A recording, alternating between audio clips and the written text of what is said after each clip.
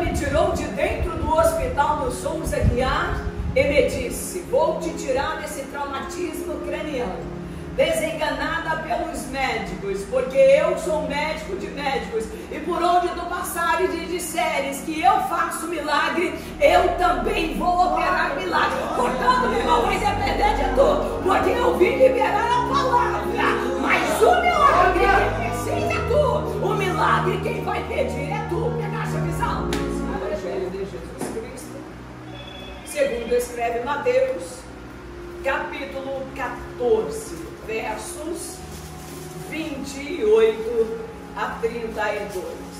E respondeu-lhe Pedro e disse: Senhor, se és tu, manda-me ir ter contigo por cima das águas.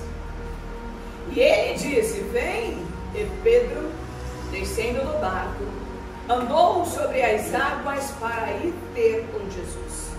Mas, sentindo o vento forte, teve medo, e começando a ir para o fundo, clamou dizendo: Senhor, salva-me.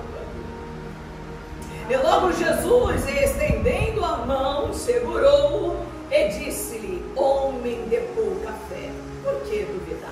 Verso 32. E quando subiram para o barco, acalmou o vento. Verso 22, Jesus mandou que todos os 12 discípulos entrassem no barco. Verso 29, e ele disse: vem. E Pedro, descendo do barco, andou sobre as águas. E Pedro, descendo do barco. Verso 32, e quando subiram para o barco. Percebam uma situação.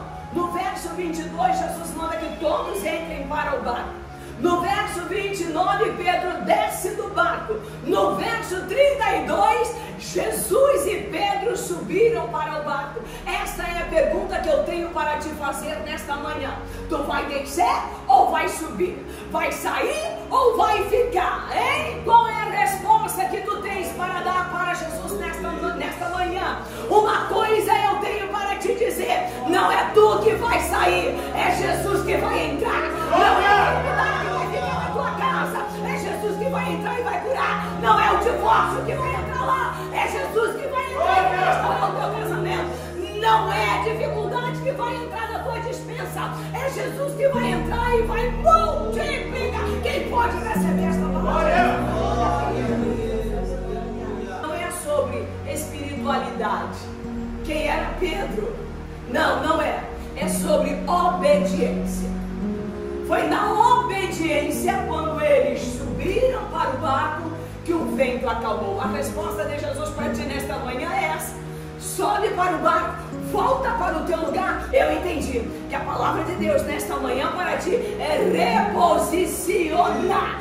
Volte para o barco. Quem mandou sair do barco? Não foi Jesus que mandou Pedro sair, foi Pedro que saiu do barco. Sabe por quê? Ele queria salvar a vida dele. O vento, a embarcação estava indo embora, mas os discípulos tinham compromisso com o barco. Foi por isso que eles viram Jesus e não desceram. Mas Pedro queria saber da vida dele, salvar a vida dele. Nesta manhã, Jesus está a dizer para ti: reposicione. O teu compromisso é com o barco. Assenta-te com glória na boca. O início do capítulo 14 de Mateus, nós vamos ver sobre a morte de João Batista, precursor de Jesus e primo de Jesus. Todos nós sabemos. Deus me concedeu a oportunidade, de no ano retrasado, ir a essa fortaleza de Herodes, onde tem a prisão de João Batista. Não é João Evangelista, é de João Batista. Deus me deu esse privilégio. Era uma cela própria do rei Herodes, que fazia parte do palácio. E o que eu acho interessante é que João Batista, apesar de ser primo daquele que ele pregava que viria, e que ele não era digno sequer de desatar a fivela da sandália dos pés dele, ele não era por conta disso que ele temia falar aquilo que Deus tinha colocado no coração dele. Pelo contrário, João Batista vira-se para Herodes e diz para Herodes: Herodes, não te é lícito possuir Herodias, a mulher de Filipe, teu irmão, a tua cunhada. lançado no cárcere pelo próprio Herodes. Herodes faz um aniversário, uma festa imponente, e ele convida muita gente para festejar com ele, festejar a fortaleza também que ele tinha construído lá na Jordânia. E na Bíblia diz que quando eles estão a comemorar, a enteada dele dança, e ele gosta, porque Satanás é sempre assim, ele quer usar de todos os artifícios que ele tem para destruir quem tem chamada, para destruir para quem Deus tem propósito, para destruir o escolhido. Mas nesta manhã, entenda isso, não é Herodes que vai parar a igreja, é a igreja que vai continuar. Ei, não é porque vai descer no barco, é Jesus que vai entrar e acalmar o vento. Ela dança e ele gosta, e ele diz para mim: pede o que tu quiseres que eu vou te dar, até meu reino. Sob o juramento, queria dizer, até meu reino eu te dou. E a menina, orientada pela sua mãe Herodias, ela diz para ele: eu quero a cabeça de João Batista. João Batista é degolado na própria cela. Trazem a cabeça. Logo os discípulos pegam o corpo, sepultam a João Batista e vão avisar a Jesus. Quando nós lemos que João está preso, Jesus em Mateus 4,12, ele vai embora, ele se afasta e vai embora para a Galileia, depois ele vai para Cafarnaum. Mas quando Jesus soube que João estava morto, Jesus entra num barco e se dirige para um lugar distante, para o deserto. E a multidão estava a acompanhar a ele a pé, Jesus no barco e a multidão a pé. De tarde, Jesus para o barco, desce do barco e começa aquilo que nós chamamos hoje em dia na nossa igreja aqui no Brasil, o culto da vitória. Agora nós vamos fazer o culto da libertação e o culto da cura. E Jesus começa a curar toda aquela multidão. Porque com Jesus é assim, meu irmão. Onde Jesus está tem alegria. Onde Jesus está tem felicidade. Onde Jesus está tem milagre. Onde Jesus está tem cura. Por isso larga esse rosto trancado, essa cara de emburrada, e sorria, porque Jesus está aqui. E quando Jesus está, a nossa tristeza salta. Salta de alegria diante dele. Entra a noite adentro.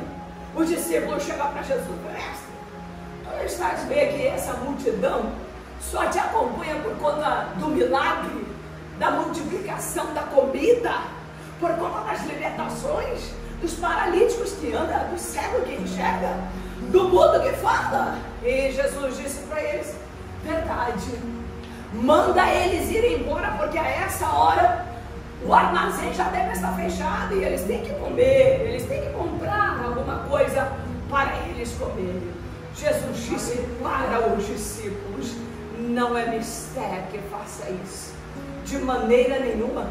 Isso não é justo. Quando eu olho para essa colocação de Jesus, Jesus humanamente sente o que nós sentimos, sente as nossas necessidades, sente as nossas dores. Eu percebo que nesta consagração Ele está aqui dizer também para mim e para tu: eu sinto a tua fome, eu sinto a tua dor, eu sinto a tua tristeza. É por conta disso que eu tenho levantado a minha igreja aqui neste lugar, para lhes dar o que comer, para lhes dar o que beber. É responsabilidade da igreja dar de comer a este mundo, é responsabilidade alimentar quem está dentro, é de responsabilidade da igreja alimentar quem está fora, para trazer para dentro. E os discípulos viram-se para Jesus e falaram assim: bem, nós temos aqui apenas 5 pães e 2 peixes. Mas Jesus, o que é isso para tanta gente? Sabe o que acontece conosco? Caminhamos com Jesus, falamos em línguas, profetizamos, oramos, jejuamos, passamos 30 como eu, 56 anos dentro da Assembleia de Deus, e muitas das vezes não conhecemos o Jesus que nós servimos. Dizemos que Ele faz, dizemos que Ele pode, dizemos que Ele dá, mas na nossa escassez, na nossa dificuldade, a primeira coisa que nós fazemos é nos entristecer. Mas o Espírito de Deus nesta manhã trouxe uma palavra para a tua vida: volte para o lugar onde eu te coloquei. Não é hora de sair, não foi eu que te mandei. Fica no barco, porque no barco tem milagre.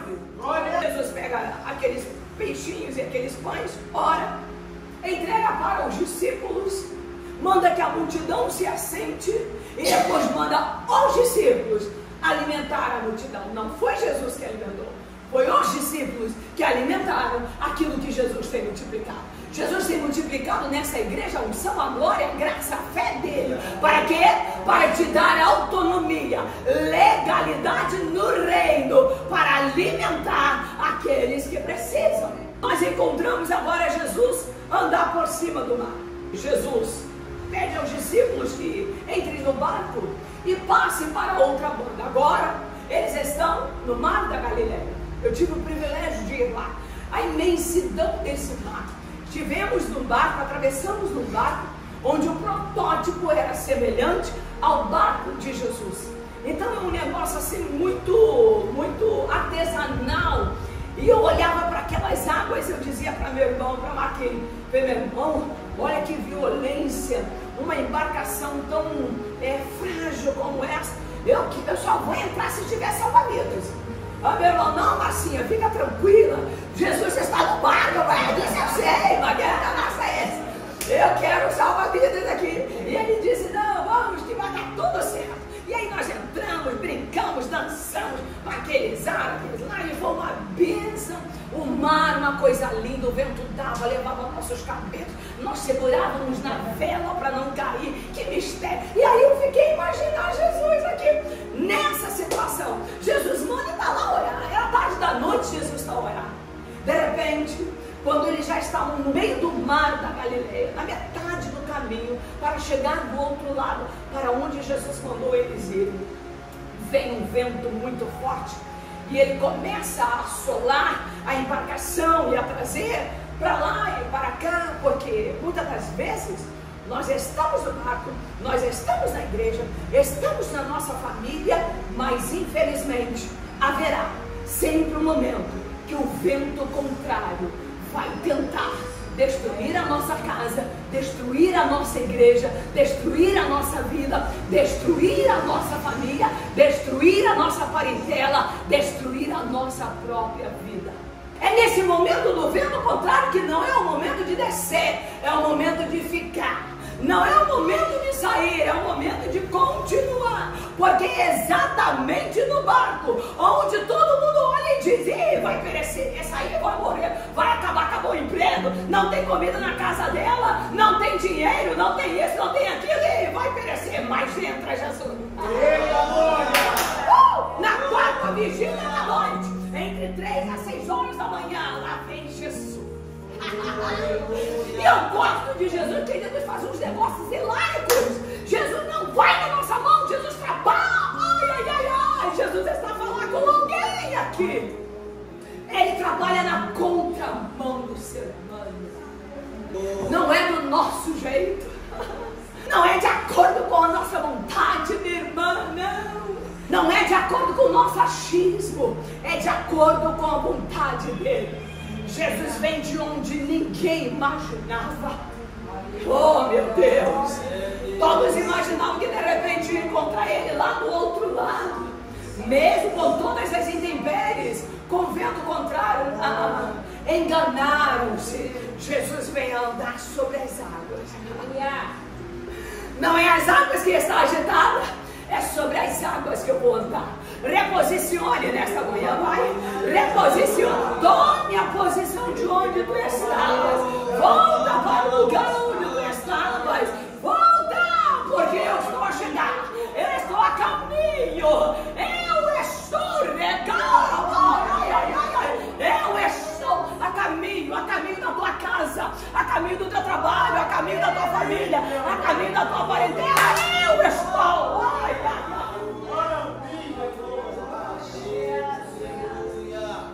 Os discípulos assustados, segundo uma história que eu li, eles já estavam desfalecidos, porque estavam a noite toda a pescar. Já era quase de manhã e eles estão a lutar para não perderem o barco. Pegaste a visão? Olha o segredo da tua vitória: lute para não perder o barco. Lute, não saia do barco, não saia do barco. O barco é a tua igreja, o barco é a tua família.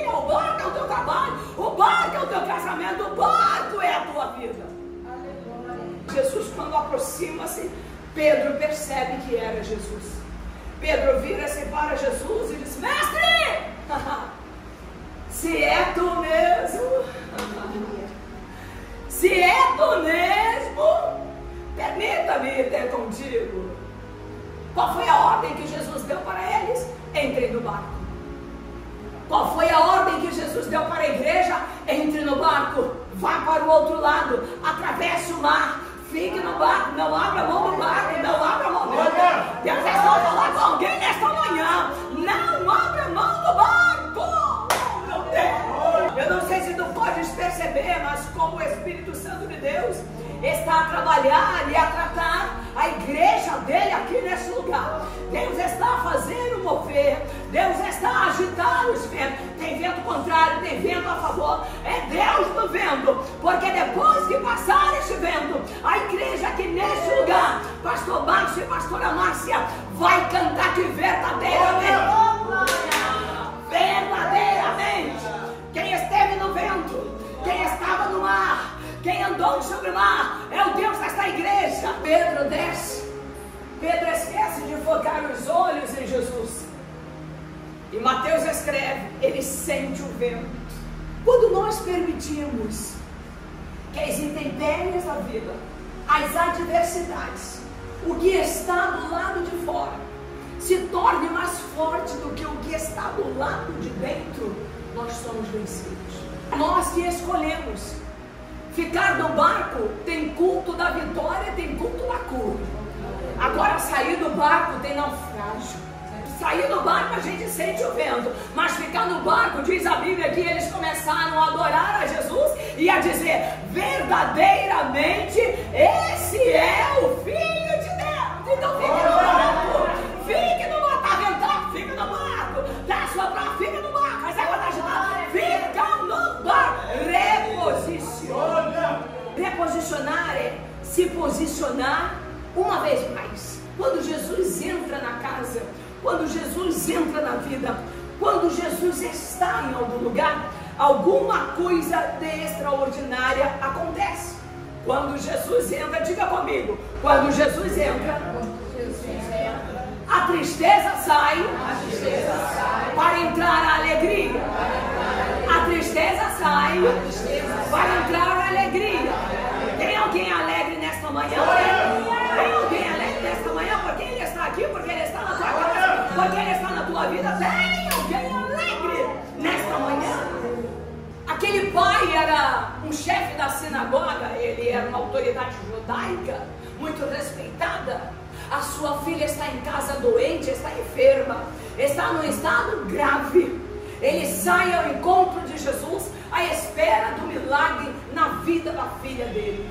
Só que em um dado momento, enquanto ele está próximo a Jesus e vê Jesus a fazer alguns outros milagres, diz a Bíblia que chega um dos seus funcionários e diz para ele, não incomodes mais o mestre, porque a tua filha já está morta. Jesus está a dizer para mim e para tu nesta manhã, reposicione, porque diante da morte eu tenho um milagre. Reposicione, porque a tristeza vai sair, a alegria vai entrar. Reposicione, porque eu tenho algo maior. Eu não quero realizar apenas a cura, eu quero ressuscitar. Ressuscitar sonhos, ressuscitar propósitos, ressuscitar planos. Eu quero fazer algo maior.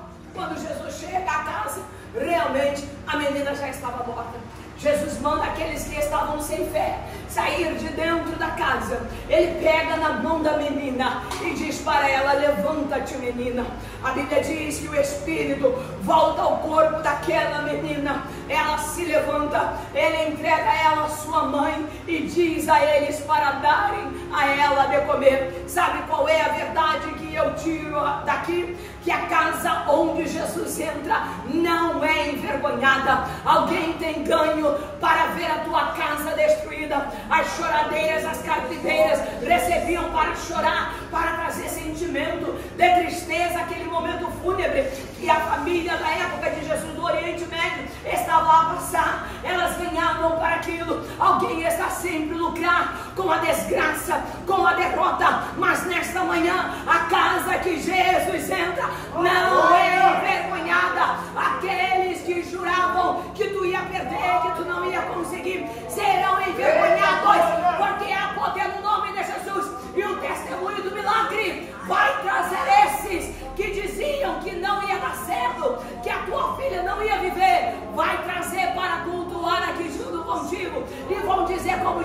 discípulos disseram: verdadeiramente esse é Jesus, o Filho de Deus. Olha. Diga comigo: quando ele entra, o pecado sai para o perdão entrar. Levi era um cobrador de impostos. Jesus, quando vê nos primeiros discípulos, Jesus escolhe ele, chama ele para ele ser discípulo dele. Levi dá uma festa, dá um banquete na sua casa. Queriam que todos os outros cobradores de impostos conhecessem aquele Jesus que ele propusera seguir. Alguns começaram a discriminá-lo, a censurar como pode, cobrador de impostos, explorava os pobres, as viúvas, os necessitados. Agora se diz ser discípulo de Jesus. Jesus exclamou em alta voz: hoje o perdão entra nessa casa. Aquele Levi foi reconhecido por Jesus como Mateus e se tornou um escritor da sua palavra, um seguidor de Jesus. Casa onde Jesus entra, o acusador é desmascarado. O acusador, parece só meia dúzia de crente pegou. Casa que Jesus entra, o acusador é desmascarado. Jesus entra e ele sai. Diga comigo: quando ele entra, a morte sai para a vida entrar.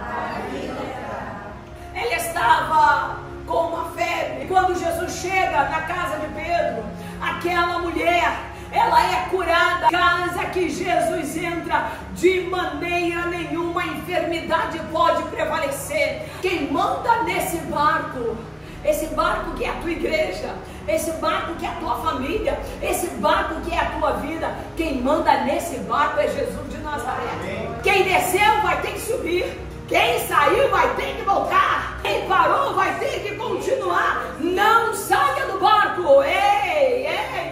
Sabe por quê? Porque tudo que Satanás quer é te matar afogado. Porém, tudo que Jesus quer, eu vim para te dar vida. Eu vim para te dar vida. Eu vim para te dar vida e te dar vida com abundância. Vocês creem que vocês vão falar em línguas estranhas? Então os irmãos vão falar. Lá fora nós precisamos saber o idioma para entrar em uma nação. Aqui não. Aqui nós precisamos ter idioma para provar que estamos de outra nação. É o mistério aqui, é totalmente na contramão, é diferente. Então os irmãos não são da lugar, nós somos para nós. E a igreja orar. Quem é batizado no Espírito Santo, fala em línguas, glorifica. Vamos ajudar esses crentes a receber da parte de Deus. Mas acabamos de pregar a tua palavra. A tua palavra que cura, a tua palavra que liberta, a tua palavra que batiza. Oh, aleluia! A tua palavra que renova.